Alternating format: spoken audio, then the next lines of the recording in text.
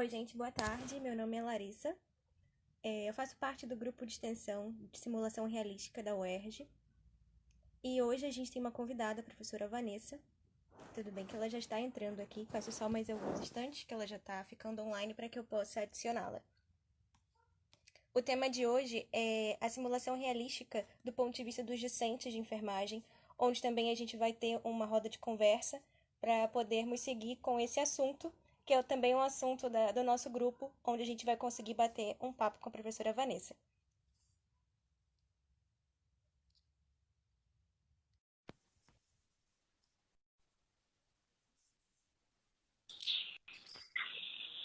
Oi,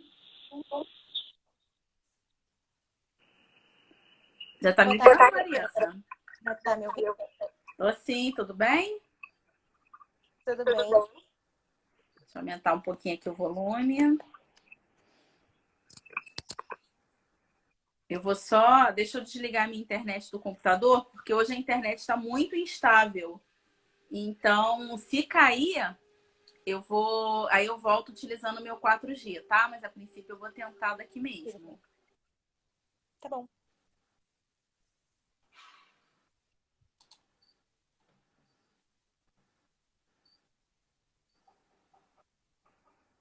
Oi, tá me ouvindo, Larissa? Sim. Ah, sua tela ficou congelada.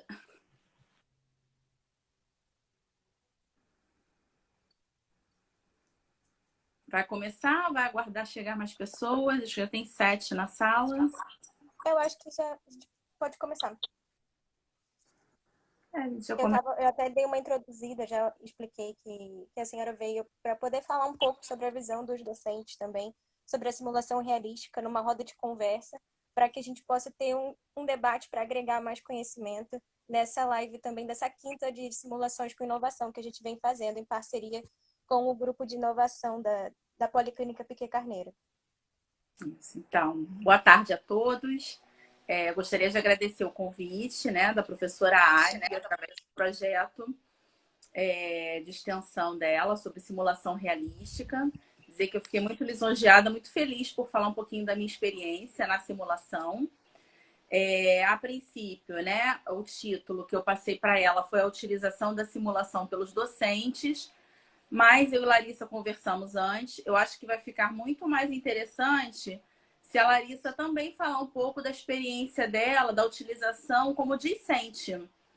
Então, eu vou falar um pouco do nosso ponto de vista, né? São alguns achados até da minha tese. E aí a Larissa pode trazer a experiência dela como discente.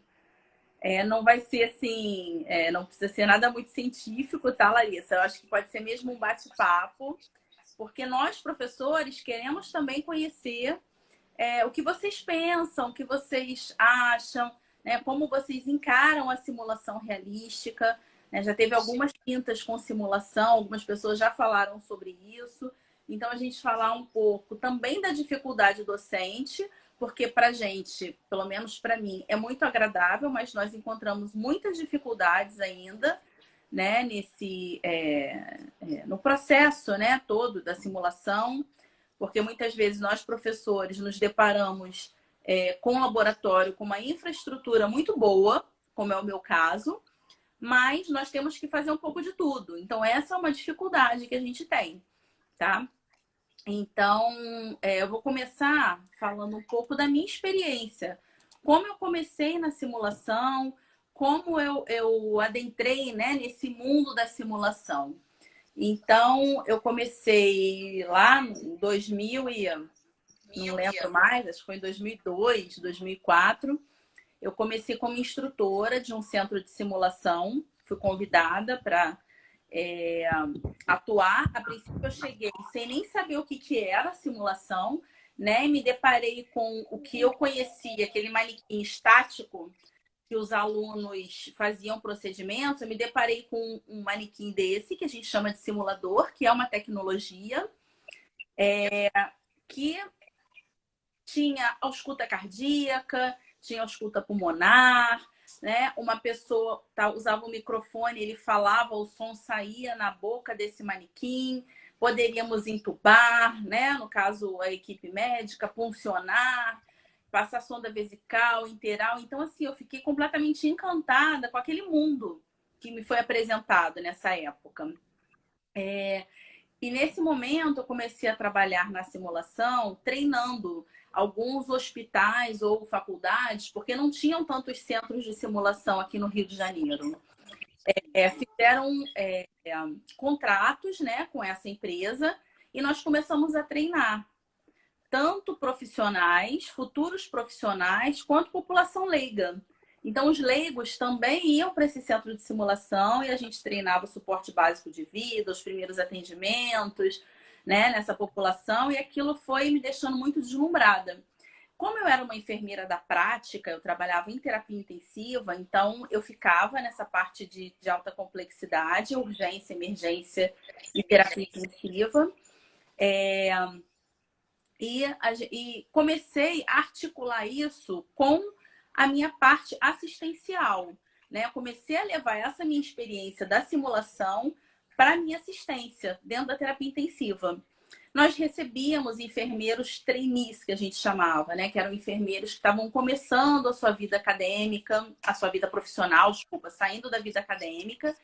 E eu comecei a levar um pouco da simulação para eles, tá? Passado isso tudo, né? Eu fiquei um tempo nesse centro de simulação, saí depois, entrei na área acadêmica.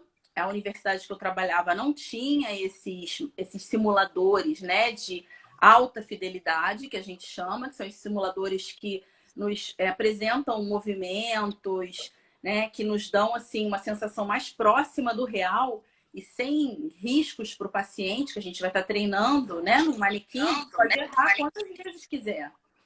Mas eu comecei numa universidade privada a lecionar que os manequins eram de baixa fidelidade, que são aqueles que não apresentam reações, mas que eu comecei a montar os cenários para os meus alunos na alta complexidade. Então, eu levava catéteres, sondas, levava um desenho de um monitor, colava na parede. Então, eu comecei a montar o meu próprio cenário de simulação para aquilo ficar mais agradável para os meus alunos, né? A gente saiu um pouco da sala de aula. Passado alguns anos também, eu passei num concurso para a UERJ, que é a Universidade do Estado do Rio de Janeiro, né? Então, me apresentando também nesse momento, eu sou professora assistente da Faculdade de Enfermagem da UERJ, sou substética também do departamento.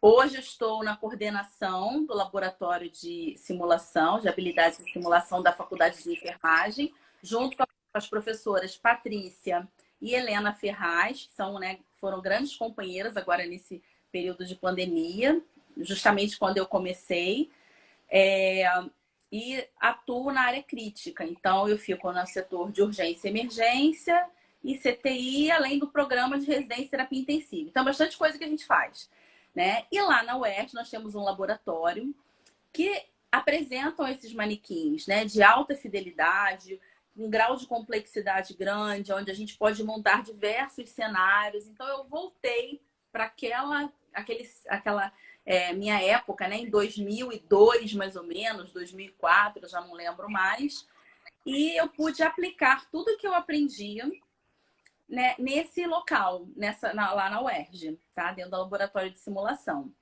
Então, nós levamos os alunos do 6º período, eles treinam mais, são habilidades. O que são habilidades, né? Os alunos estão começando na parte técnica. Você está em qual período? 7º, né, Larissa, que você falou? 7º. Então, no 6º período, eles estão começando a treinar as habilidades. Então, a gente vai ensinar a tomada de decisão, né? O que você faz se acontecer tal coisa com o paciente? A gente simula aquilo no aluno, com o aluno, e aí a gente espera que ele desenvolva a capacidade de tomada de decisão, que ele comece a desenvolver um raciocínio clínico, pensar como enfermeiro, né? E além disso tudo, treinar as habilidades com esse aluno.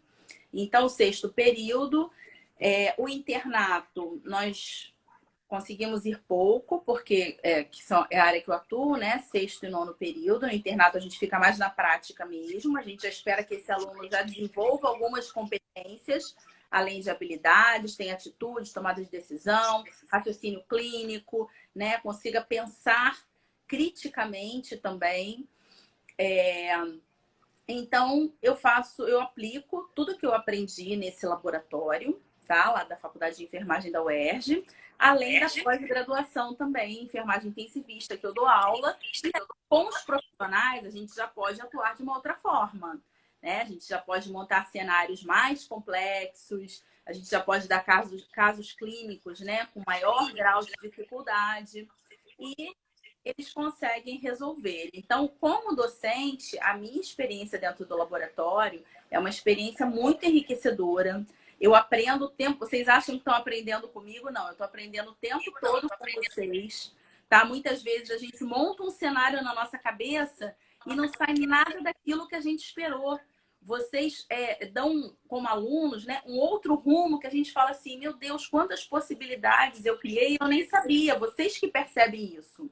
Então, é muito legal essa troca, porque vocês ensinam muito pra gente. Até, de repente, o que não fazer. Às vezes já aconteceu de eu criar um cenário e falar, gente, esse cenário, nossa, isso vai ficar muito legal. E depois eu vejo que aquilo, sabe, que vocês esperavam outros desenvolvimentos, né, daquele cenário. Então, a gente vai mudando, a gente vai aprendendo, vai errando, vai acertando junto com vocês, mas no final essa troca é sempre muito positiva. E aí eu quero saber um pouco de você, né? Como você chegou no laboratório de simulação na universidade que você estuda, né? Você não é uma aluna da UERJ, você é de uma universidade privada, mas que também tem um laboratório de simulação. E aí eu queria saber um pouquinho da sua experiência também. Então, desde do primeiro período, boa tarde, obrigada até, né, por ter vindo, adorei. Então, desde o primeiro período na minha universidade que a gente tem esse acesso ao laboratório de simulação, só que com tecnologias diferentes. Muitas vezes no primeiro período a gente não usa manequins ainda, não tem essa utilização, a gente faz uso mais de cenários com os próprios alunos no primeiro período, como lavagem das mãos, coisas mais básicas do acesso à saúde. Mais para frente, a gente começa a ter simulações mais abrangentes e mais complexas do ponto de vista acadêmico. E é muito enriquecedor para a gente. Cada ponto que os professores colocam, seja de checklist, seja de, sabe, forçar com que a gente tenha um pensamento mais crítico sobre aquela situação. Então, cada cenário, quando eles são sempre muito bem pensados para a gente desenvolver determinadas habilidades, seja de liderança, seja de tomada de decisão e até também de segurança do paciente naquele tipo de procedimento. Então, eu tenho tido experiências diversas, algumas melhores do que as outras, porque acontece às vezes alguns imprevistos até com as próprias turmas, que às vezes não estão preparadas para aquele desafio da simulação realística, e até dos professores que não conseguem responder bem também às expectativas dos alunos, mas são minoria, mas ainda assim acontece um pouco. É aprendizado, né? Como eu falei para vocês, tudo é aprendizado. Nós não temos todas as respostas, a gente está sempre aprendendo. E é muito legal você trazer isso para gente, para mim, né? E para quem está assistindo. Nós já temos aí 18 pessoas, já vi Helena, né? Algumas pessoas conhecidas, queridas, que estão aqui, Advi. Então, a minha tese, eu falei sobre justamente a utilização do laboratório de simulação realística pelos docentes da graduação em enfermagem. E aí eu quis saber como que esses docentes utilizam, porque eu não coletei dados da universidade que eu trabalho, né? Foi numa outra universidade, uma universidade pública também do estado do Rio de Janeiro, no estado do Rio, mas que também tem um laboratório de simulação com simuladores de alta fidelidade. Então, da onde que eu tirei essa minha motivação, né, para ter esse estudo? Então, primeiro, nós temos a nível mundial, o ECRI, que é um instituto de emergência, onde ele lista todos os anos os 10 principais riscos para as tecnologias em saúde.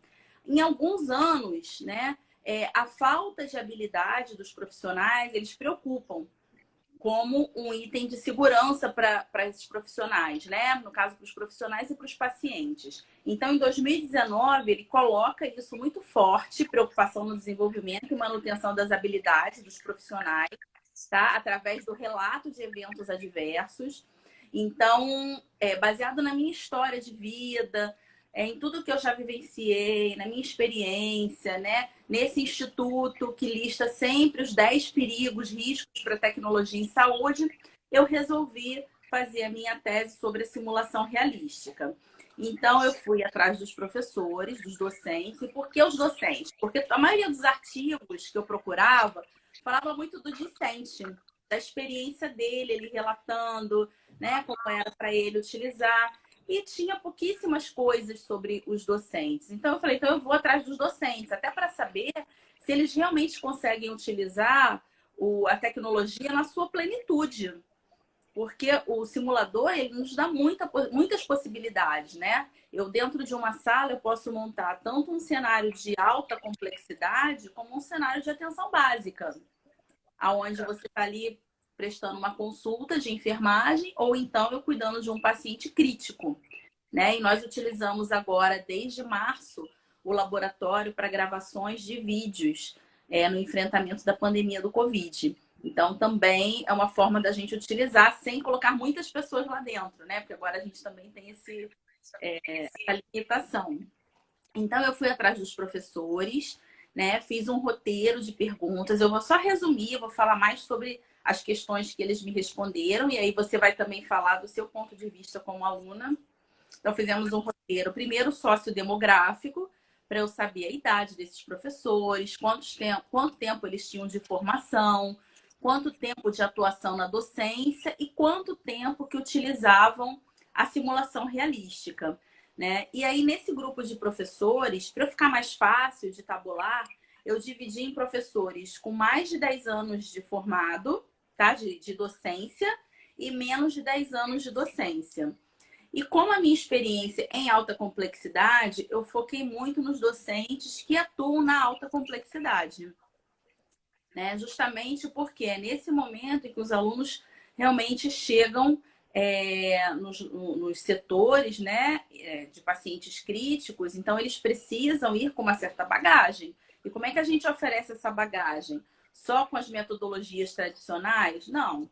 A gente sabe que os métodos tradicionais, eles são ótimos, eles precisam acontecer, mas nós precisamos aproximar esse aluno da realidade, né? Hoje em dia, né, igual na minha época, né, que a gente não tinha esses simuladores, que a gente ia aprender na prática. A gente até vai para a prática, mas o ideal é que os alunos já cheguem na prática com uma certa destreza, né, que saibam atuar em algumas situações.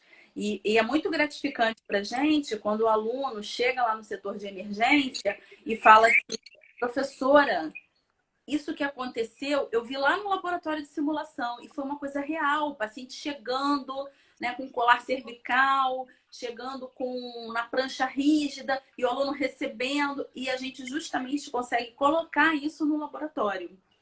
Pode ser com simulador ou muitas vezes com atores, onde os alunos são os próprios atores. Então, os professores, né, a gente faz as maquiagens e o aluno, a gente pega assim o aluno que é mais descolado, né, da turma, então ele chega às vezes até gritando, gemendo, e os alunos se colocam naquela situação que aquilo é real para eles.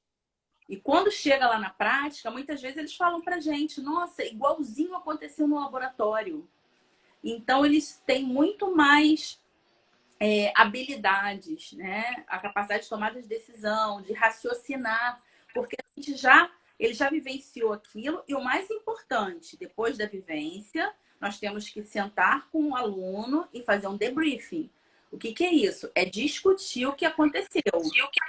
Pegar os acertos, a gente ressaltar os acertos, pegar os erros e não trabalhar aquilo como um erro, mas como uma possibilidade de melhoria. Então, fala, olha, você poderia melhorar em tais pontos. A gente pede para que os alunos não fiquem rindo durante a cena, né? Que quem participe não se sinta constrangido depois, porque ninguém está ali para apontar o dedo, é aquele momento de errar. Então, esse também é o papel do docente, a gente trabalhar com muita sensibilidade. para o aluno não se sentir constrangido, porque muitas vezes o aluno pode chegar lá, participar, fazer várias coisas erradas, né, entre aspas, e depois a gente, não era nada disso, não é assim que se aborda. Então, também tem que ter um treinamento da parte do docente para que possa trabalhar essas questões com bastante parcimônia, né? Sensibilidade, conversar, para que ele leve aquilo como uma lição. Os erros que eu já vivenciei na minha vida profissional, né? Muitas vezes não vou nem falar erros assim, erros graves, mas alguma coisa que acontece que a gente às vezes consegue parar, né? Antes de chegar até o paciente. Aquilo ali eu levo como lição de ler mais, de rever mais o nome dos medicamentos, o rótulo, a dosagem. Levo aquilo tudo como uma lição para mim. Então, eu acho que na simulação é a mesma coisa, só que com uma vantagem, né? A gente não está colocando em risco a vida do paciente.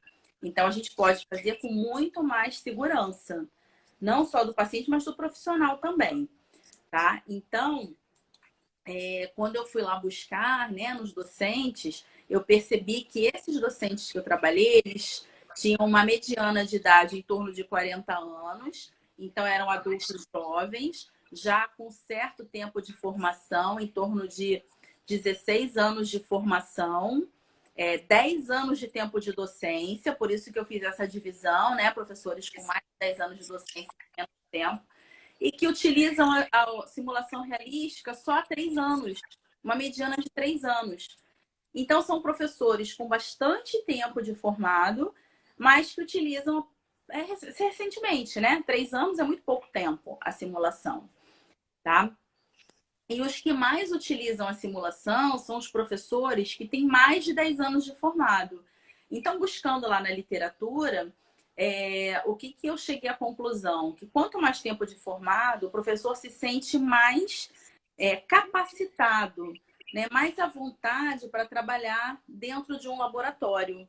Porque, às vezes, as pessoas podem achar, né, Larissa, assim, que é muito tranquilo, o professor vai para o laboratório. Quando eu monto um cenário, eu fico pensando na minha casa o cenário, eu escrevo o cenário, eu vou para a faculdade um dia antes montar o cenário, o material já é separado, já tem uma pessoa que separa o material para gente, né? Mas a gente monta o cenário, eu testo o simulador, eu testo o monitor, né? Vejo se está tudo funcionando, para no dia seguinte começar. Então, não é um trabalho que exige uma noite, um dia fazendo uma aula. É um trabalho de 2, 3 dias, né? Para muitas vezes estar no cenário e ele tem um desenho completamente diferente.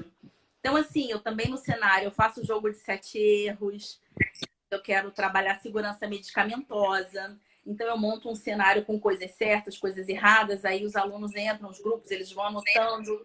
E aí, quem tiver mais, achar mais erros, né? Aí, a gente coloca lá um brinde, alguma coisa, a gente elogia. Então, assim, são formas do aluno se atentar. E já aconteceu de eu preparar jogo de 7 erros no cenário e o aluno achar 12.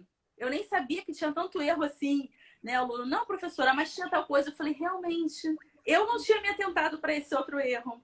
Entendeu? Então, a gente aprende muito com vocês. Então, acho que pela minha tese, né? Pelos professores que eu trabalhei, quanto mais tempo de docência, mais utilizam a simulação realística. E eles utilizam mais, esses professores com mais de 10 anos, a média ou alta fidelidade. Então, pelo fato realmente de ter mais tempos de formado, né, eles se sentem mais seguros para utilizar esse tipo de simulador, tá?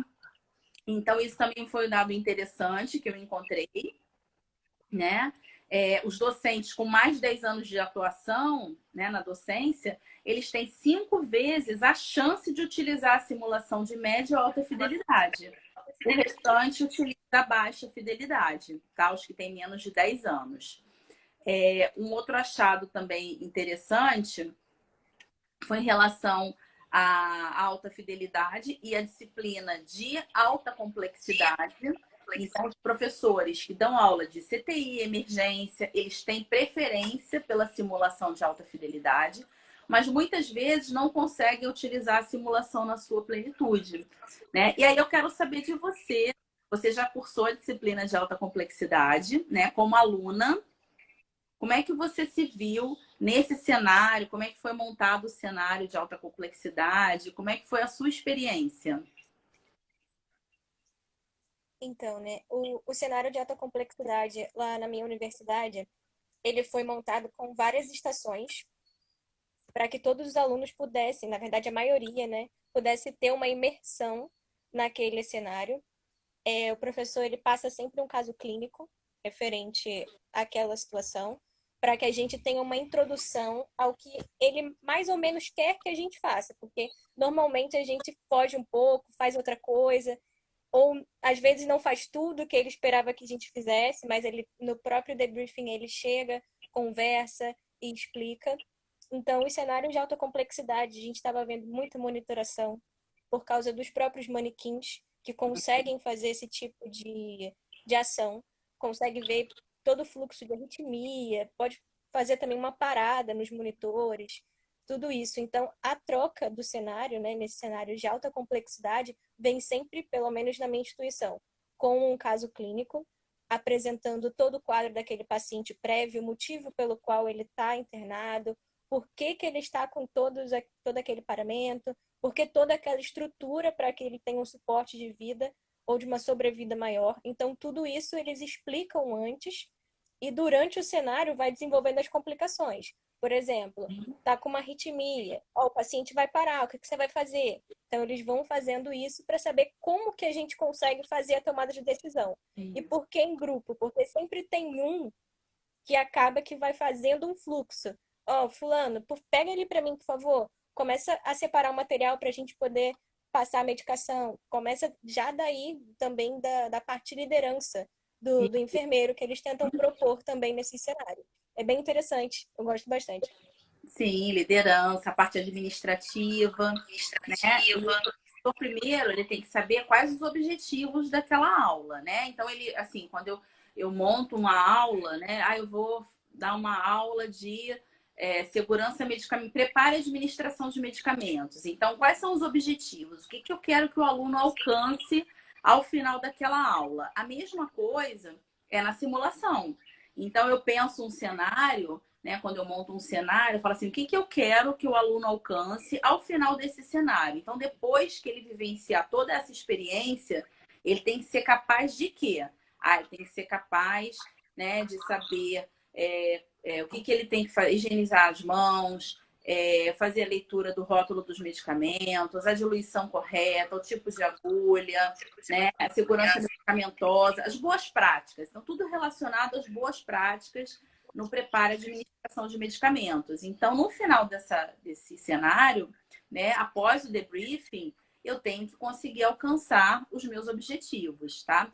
E essa estrutura que você falou antes, que o professor conversa, chama um briefing, né? Então, o professor primeiro ele conversa com o aluno, com quem vai participar, ele explica um pouco do cenário. Claro que a gente não pode dar muitas dicas, senão a gente, né, acaba levando o aluno a fazer o que tem que fazer ou o que não tem que fazer. Então, é a gente deixar mesmo muito à vontade, tá? Mas é muito bom saber a sua experiência, né? E como eu falei, muitas vezes a gente quer acertar. A gente não acerta de primeira, mas também não erra totalmente, né? Através dos erros que a gente encontra, a gente vai ajustando para melhorar nos próximos. Então, o que eu achei muito interessante dos professores que eu entrevistei, né, que eu perguntei, sobre o que, que ele busca na simulação realística em relação à competência, habilidades e atitudes, né? Ele colocou para mim, né, que ele procura primeiro aproximar a teoria da prática.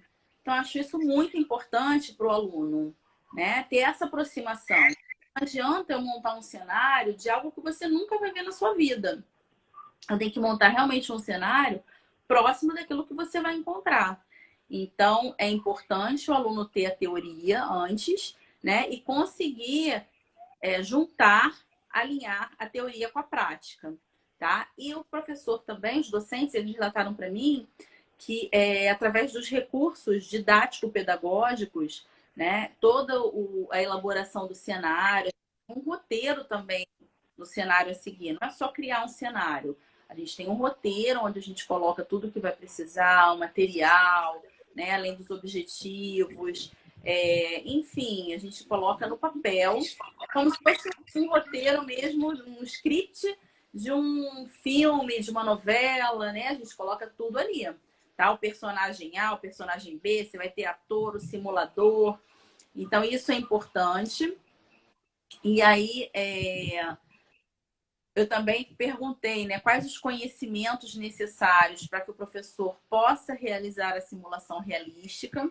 E aí ele falou para mim que é muito importante o conhecimento do método, e cai no que você falou, que muitas vezes, né, o professor desconhece o método. Então, uma das conclusões, né, já indo lá para as considerações, é que realmente os professores precisam de um treinamento para simulação, para utilizar, para entender o que é. Né? E nós tivemos até eu assisti depois que eu não consegui no dia, né, que simulação não é encenação, e realmente não é encenação, ela tem que ser levada muito a sério, a simulação. Então tem que conhecer o método, tem que associar essa teoria à prática. E algo muito importante que os professores relataram é em relação a seguir o projeto político-pedagógico do curso. Né? O que é o projeto político-pedagógico? É o que norteia o curso de graduação em enfermagem. Todos os cursos têm o seu projeto político-pedagógico. Então, isso é muito importante porque os professores, eles procuram saber sobre o projeto político-pedagógico e direcionar a sua atuação na simulação no projeto político-pedagógico. E só lembrando também que nós temos as diretrizes curriculares nacionais, né, do curso de graduação em enfermagem, também, que é um órgão nacional também, que dá as diretrizes do curso de enfermagem, fala sobre o desenvolvimento de habilidades e competências. Nós temos uma minuta que vai está sendo elaborada, né, que fala sobre a importância da simulação, da utilização das tecnologias de informação e comunicação e da simulação na graduação em enfermagem. Então, eu acho que você pode falar um pouquinho a sua experiência como aluna, como é que é a sua utilização nas aulas que só tem metodologias tradicionais e nas aulas que tem simulação. Qual a diferença que você vê, Larissa? Eu vejo a diferença em absorver também o aprendizado, porque o teórico é extremamente essencial. A gente não vai ter prática se não tiver o teórico, essa é a realidade. Mas quando é muito. Vou te dar o exemplo como é que está sendo a questão da pandemia, por exemplo. A gente teve muita aula remota. Então, a questão das aulas práticas, dos simuladores, acabaram que não ocorreram da mesma maneira que aconteceria se a gente estivesse presencialmente. Então, o déficit que a gente ficou de questão de tomada de decisão e de insegurança em determinadas situações foi grande, principalmente nas matérias finais do semestre. Então, foi bem complicado esse aspecto. Está sendo um pouco difícil, mas vão ser aulas repostas, porque, querendo ou não, é um quadro mundial sanitário que a gente não tem muito controle ainda, mas é o maior exemplo que eu tenho de que quando tem só o teórico sem a prática, a gente fica com uma insegurança enorme de pegar, botar a mão na massa e realmente fazer aquilo acontecer. Isso. É muito importante que você falou, porque nós estamos vivendo, né, uma situação completamente atípica, onde assim, nós saímos realmente do método tradicional de sala de aula, do contato com o aluno, para o virtual. Né? Então, nós também estamos reaprendendo de todas as formas, né? Reaprendendo a utilizar o computador, a utilizar a tecnologia, a falar de uma outra forma, porque uma aula de 3 horas em sala de aula passa rapidinho. Depende da aula também, né, Larissa? Passa rápido. Mas uma aula de 3 horas no computador, para a gente conseguir prender a atenção desse aluno, também é bem difícil. Né? Então, nós estamos numa época em que a gente está precisando se reinventar, vocês precisam se reinventar, e a gente tentar chegar a um denominador comum. Mas foi muito legal você tocar nesse assunto, né? Porque nós ainda vamos viver isso algum tempo. Coisas não vão terminar assim de uma hora para outra. Né? Então, eu acho isso fica como uma reflexão para os docentes que estão aqui assistindo e para os alunos também, para que a gente possa ter uma visão crítica, mas construtiva, né? Porque a gente precisa muito desse retorno de vocês. Olha, poxa, e se a gente fizer dessa forma? Porque vocês são muito mais tecnológicos do que a gente, né? Vocês conseguem vislumbrar e visualizar, às vezes, coisas que a gente não consegue. Então, eu também já estou me preparando para a gente retornar às aulas virtuais. Então, eu estou aqui, meu Deus, como que eu vou fazer? Né? Eu já estou elaborando algumas coisas na minha cabeça. Eu acho que eu vou fazer quiz com os alunos, né? Perguntas e respostas. Eu vou tentar aqui, eu vou entrar na internet, vou procurar saber como tornar essa aula também online mais atrativa, né? Isso é uma tecnologia também, né? A gente sai um pouco da simulação realística, mas a gente não sai da tecnologia. Aqui a gente está falando da utilização da tecnologia, né? E assim, nós podemos também baixar vídeos, né? Existem vídeos de simuladores também. Então, assim, tem muitas possibilidades hoje. E a gente está se reinventando dessa forma. Então, os professores também relataram muito que a simulação realística estimula, contribui para o pensamento crítico dos alunos, né, para a tomada de decisão dos discentes, pensamento crítico reflexivo, raciocínio clínico. Então, eles acham, né, mais ou menos 53% dos professores falam que melhora a tomada de decisão e 47%, quer dizer, um valor muito próximo, né? Falam que os alunos melhoram o raciocínio clínico e o pensamento crítico reflexivo, que é isso de você apontar os pontos de melhoria, né? Fazer uma crítica, mas apontar os pontos de melhoria. Então, eu também perguntei para os professores se eles utilizam outras estratégias pedagógicas além da simulação. Aí eu quero saber de você, os seus professores utilizam outras? Utilizam o celular, alguma sala de aula virtual? Como é que você faz? Como é que é lá na sua universidade? Como é que vocês são consistentes? Lá tem bastante metodologia ativa, né? A gente usa bastante, principalmente tem os quiz que são mais interativos, que são por aplicativo de telefone. Os professores estão usando muito isso, principalmente no período de pandemia. Também tinha um que todo mundo interagia porque achava engraçado, que a gente cometia até umas certas gafes com esse aplicativo, que é um que é por QR Code. Se você virasse errado o QR Code, a resposta ia para o seu coleguinha. Então, Ah, que as legal. pessoas levam a divertir a questão do QR Code também. Então, tem bastante metodologia ativa, eles usam e abusam dessa parte das tecnologias. Tanto a questão do quiz online, tem esse pelo QR Code, e também atividades que eles levam para a sala, que às vezes a gente acha que é bobo, que ele está fazendo a gente fazer um cartaz, mas usando uma tecnologia que é uma ferramenta da faculdade.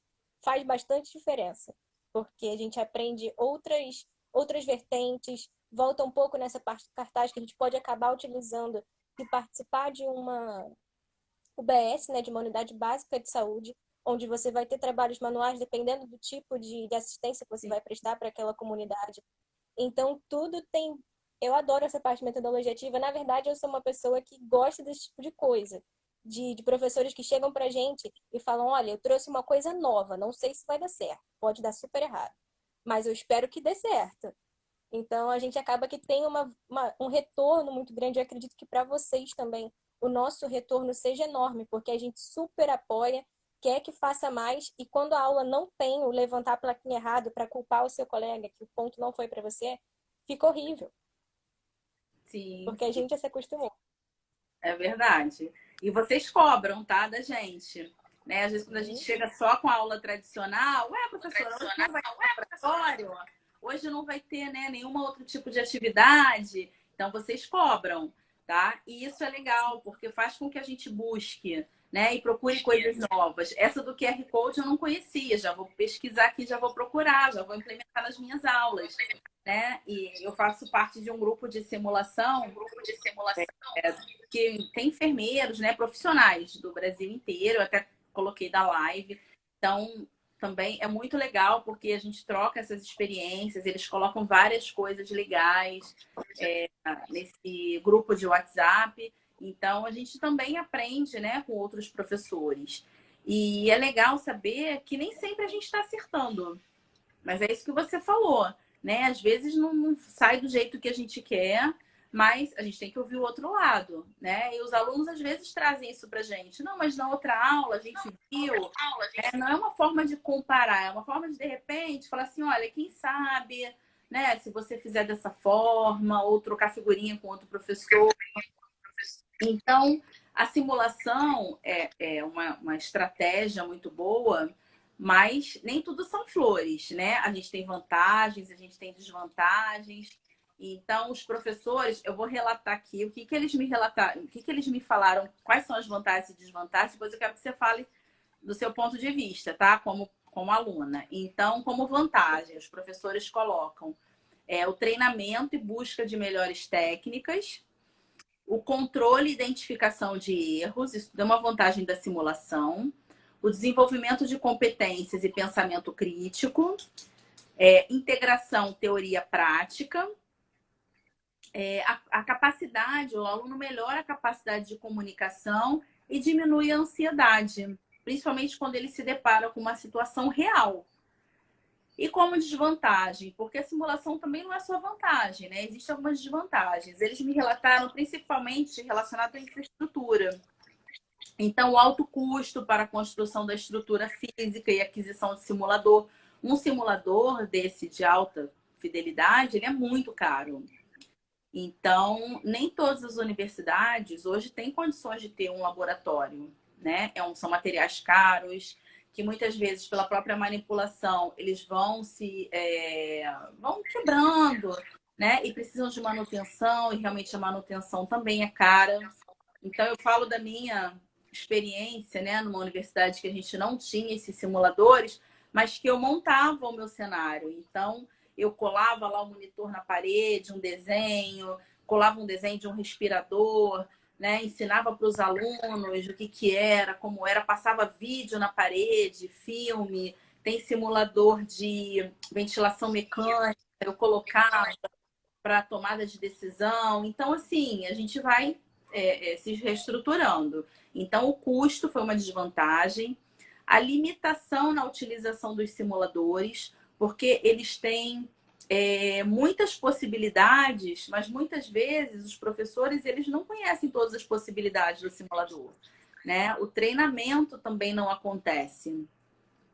O aumento da carga de trabalho docente é uma desvantagem, como aquilo que eu te falei, né? Eu levo 3 dias para preparar uma aula. Eu vou um dia antes da faculdade para montar o cenário para ver se está tudo funcionando. Porque às vezes chega na hora, Larissa, a internet cai, ainda mais na universidade pública, né? A internet cai, não funciona, o simulador não liga, né? E aí você está com aquele caso clínico na mão, os alunos querendo um resultado, e aí a gente tem que, né, ter esse jogo de cintura também para a gente poder mudar essa estratégia, né? E tudo dá certo. E no final acaba dando. E a falta de capacitação de docentes. Tem docentes que têm medo mesmo de encarar, né? E a gente tem que ver isso como uma limitação e procurar trabalhar sem julgamento, né? É uma limitação, eu não consigo trabalhar com tecnologia, eu não consigo. A Advi botou aqui ter plano B, C, justamente, Advi. É plano B, C, D. Já aconteceu de eu chegar lá, a internet não funcionar, né? Aí eu bolei o plano B. O plano B não deu certo porque tinha muito aluno e eu fiz um quiz de perguntas e respostas. Eu fiz pouco quiz, eram poucas perguntas e respostas. Aí eu montei 2 grupos, aí um grupo eu levei para o laboratório, eu fiz uma outra. Então, assim, na hora eu bolei também alguma coisa na minha cabeça para poder colocar todos os alunos. E no final deu tudo certo, porque todo mundo gostou e a experiência foi enriquecedora. Então, quero saber, Larissa, o que você acha que tem como vantagem para você como aluna e desvantagem a utilização da Então, simulação? eu vejo bastante como vantagem da gente conseguir ter um ambiente mais próximo do que a gente vai encontrar no hospital, dentro da faculdade. Seja que às vezes a gente vai em visita, vai em estágio, mas quando já tem essa simulação dentro da faculdade, a gente já chega com mais leveza para aquele ambiente. mesmo que seja novo, que seja um ser humano, que normalmente são braços que simulam a pele, tudo isso, mas a gente já tem uma noção de como funciona, de como fazer. Então, é um ponto positivo. Outro ponto positivo para a gente é a questão de trabalho em equipe, porque em muitos cenários a gente precisa estar trabalhando em equipe. Então, isso a gente já sai da faculdade com essa visão, entende? De que pode ser diferente se a gente chamar o técnico da maneira correta, se a gente ensinar para ele aquele procedimento de maneira correta, até se tiver um estagiário com você também, sempre chamar, e também toda a equipe de enfermagem faz bastante diferença. Outro ponto positivo que a gente também sempre vê é que a nossa absorção de conteúdo é muito maior. Por mais que o professor fique 3 horas falando, lendo o checklist para a gente na sala, explicando que, olha, agora você vai pegar o scalp, vai fazer isso, e a gente chega lá na prática e fica perdido na hora da simulação, né? Da primeira simulação. Mas depois, quando faz a primeira, vai para a segunda, a gente já sabe, porque a gente já teve a bagagem teórica também e está tendo a oportunidade de colocar aquilo em prática. Como ponto negativo, às vezes a gente vê uma falta até de comprometimento dos próprios alunos, que levam aquilo como uma encenação de que coisas que nunca vão acontecer.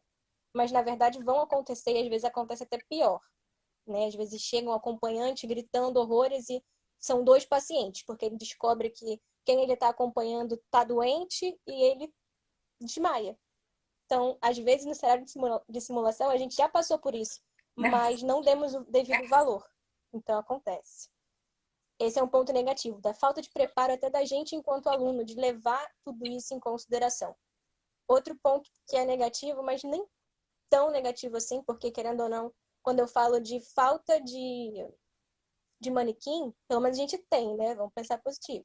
Mas falta para todo mundo ter aquele mesmo acesso, justamente pelo preço, pela manutenção e até também pela mão de obra. Às vezes o professor tem 4 manequins, mas ele só sabe mexer em um, porque esse um é o mais antigo e foi esse um que ele teve o treinamento. Então, é um ponto que acho que pode melhorar e a gente está caminhando para isso. Acho que na maioria das instituições está todo mundo recebendo mais treinamento sobre essa parte de tecnologias em saúde, levando mais a sério também. Acho que das duas partes, tanto os discentes quanto os docentes, levando mais a sério esses cenários de simulação.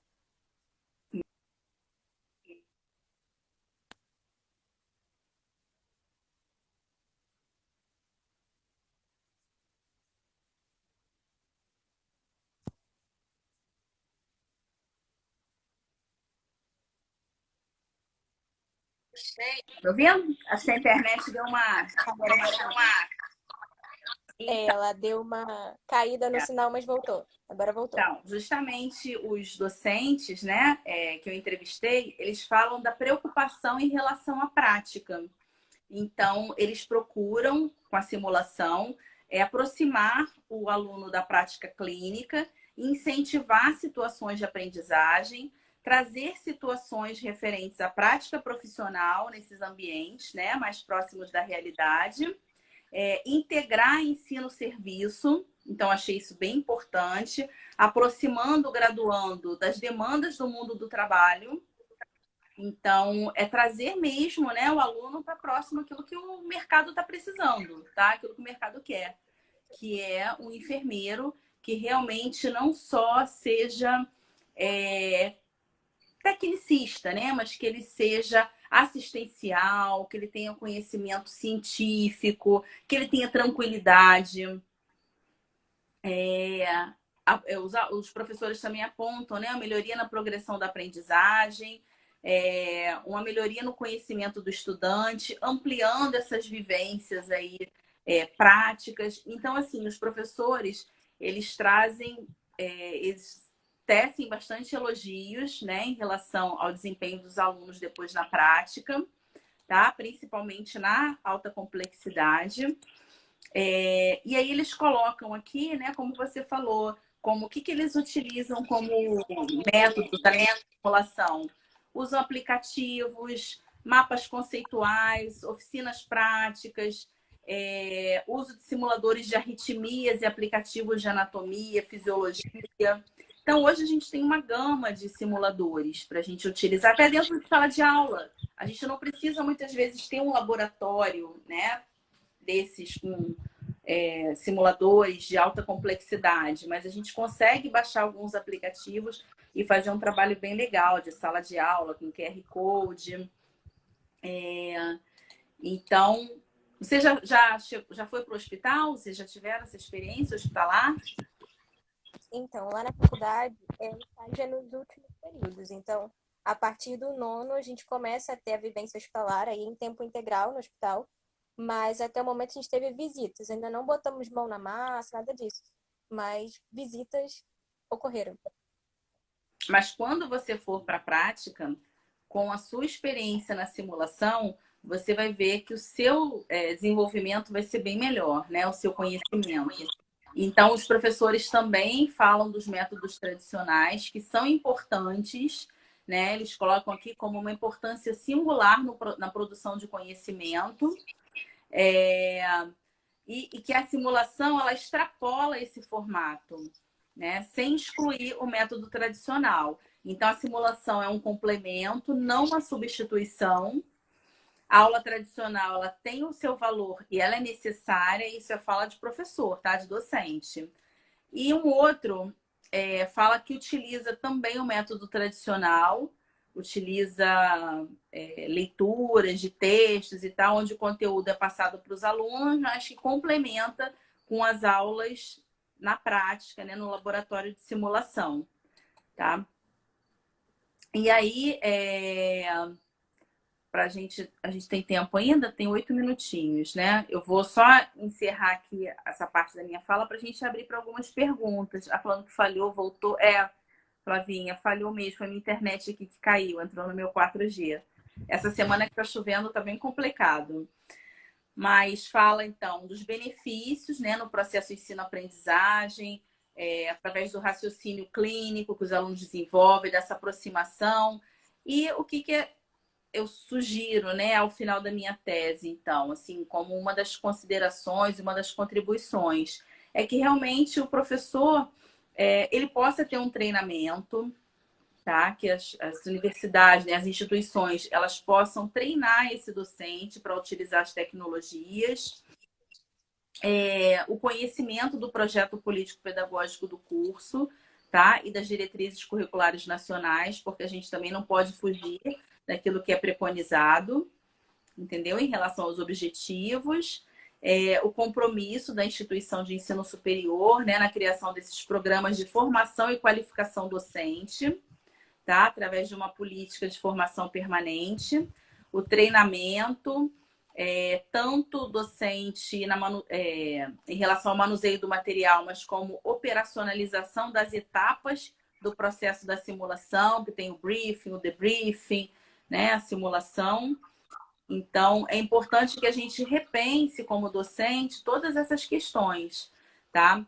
E aí você pode, então, para encerrar a nossa fala, a gente abrir para algumas perguntas, se tiver, né? Fazer um fechamento como discente e sua experiência na utilização do laboratório. O que você traz também de sugestão para os alunos, né? Para que eles possam ter o máximo de aproveitamento. Isso é importante. Primeiro, eu queria agradecer a presença, foi realmente engrandecedor para a gente. Acredito que tanto para os alunos e professores que assistiram nesse momento, eles vão sair, pelo menos, um pouco melhores em algum aspecto, ou com É menos, uma, é uma com menos reflexão, dúvidas. né? Isso. É mais uma reflexão para que a gente possa também ter mais simulações, que eles possam também pensar em outros cenários, tudo para dar uma força. Porque às vezes eu sei que ser professor é difícil, que dá uma desanimada. Mas agradeço bastante. E a questão dessa parte de simulação realística da minha experiência, e até para deixar uma dica para os alunos, a experiência é sempre engrandecedora. A gente sai com uma bagagem enorme. Quanto mais simulações a gente tem, melhores profissionais a gente vai passar a ser no futuro.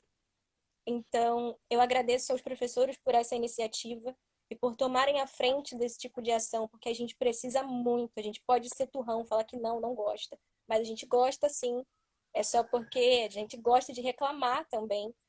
Então, eu deixo aqui para os alunos que a gente sempre preste atenção nessas aulas de simulação. Evitemos reclamar das coisas que não precisam, que não tem essa brecha, porque está todo mundo querendo aprender naquele momento. Então, já ir com o coração aberto, com a mente aberta para aquele tipo de simulação, já vai fazer total diferença. Eu vejo muito isso, de muita brincadeira, de muito, isso não vai acontecer, isso não é real, mas vai acontecer em algum momento, pode ser daqui a 1, 2, 3, 10 anos. Mas você vai sentir falta até daquele momento em que você podia errar e você não se permitiu essa oportunidade. Então é isso, muito obrigada, adorei, obrigada mesmo. Eu que adorei participar. Eu acho que o nosso formato, todo mundo aqui gostando, né? O nosso formato da gente. Porque a princípio, né, só eu que ia falar, mas hoje eu combinei com a Larissa, eu falei, Larissa, traz a sua experiência discente, é importante para a gente escutar, né? Você é uma fofa, quero te conhecer pessoalmente para te dar um abraço quando puder, tá? Foi ótimo, você fala super bem. E assim, você trouxe também uma reflexão para nós, professores, né? Como é que a gente pode fazer para melhorar todo esse processo da simulação? A gente não ter vergonha de errar, não ter medo, né? É só a gente deixar as coisas muito claras logo no início, entendeu? A gente está aqui para essa troca. Gostei muito. Eu não sei se tem alguma pergunta. Gisele, um beijo, Gi, Helena, obrigada. Advi, também, Advi, muito orgulho, né? Não, Alessandra, chegou alguma pergunta, gente? Foi maravilhoso. não. Gi, beijos. Gisele trabalhou comigo na outra universidade. Beijo. Saudades também. Advi, foi ótimo, Advi. Amei a Larissa. Então, muito obrigada Fluxos, estratégias, procedimentos técnicos, mas como líder profissional também docente, estudioso do assunto, mas não capacitado. Digo então que foi uma simulação. Eu não entendi a pergunta.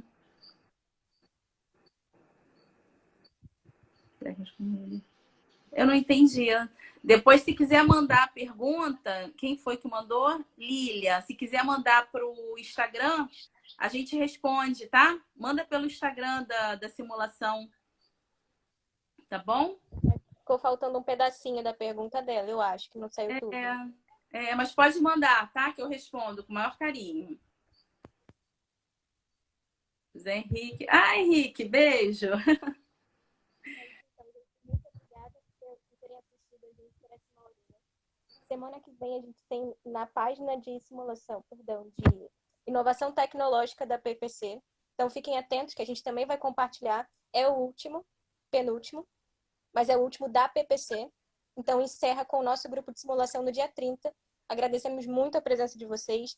Fiquem atentos no Instagram, porque sempre tem uma novidade. Quem sabe não vem uma para o mês que vem. Tá bom. Beijo, gente. Obrigada. Tchau, Flavinha, te vi também. Beijo. Obrigada.